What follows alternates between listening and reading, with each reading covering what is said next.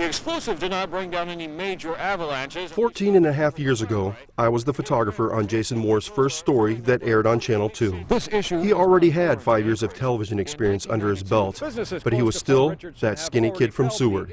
And from day one, Jason chased the big stories.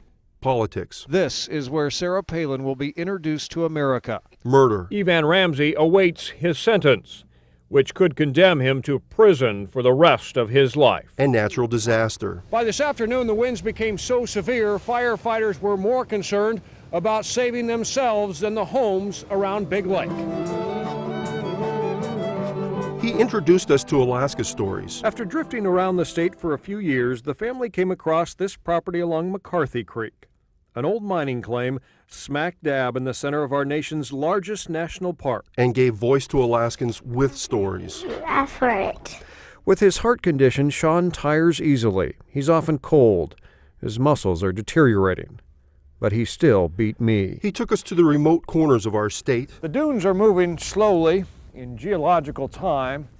On one side, devouring trees and tundra. On the other, revealing land covered centuries before. And our world. All across southern Asia, there are stories of death and destruction brought on by the sea and the tsunamis that ravaged this area. Jason's forte isn't just the big stories. I spent a week in Chicken yesterday. He has the ability to see a story where others can't, and the words to allow him to turn the everyday into the memorable. Twice a week, Daniels works his ATV up and down a 3-mile stretch of the highway. And there is always work. Jason also isn't shy about grabbing a camera. In his award-winning series about the NTSB, Crash and Learn, Jason shot this segment in Kodiak. But there is a downside to Jason the photographer. And this isn't the only camera to have experienced more technical difficulties. Your payment for that, Jason?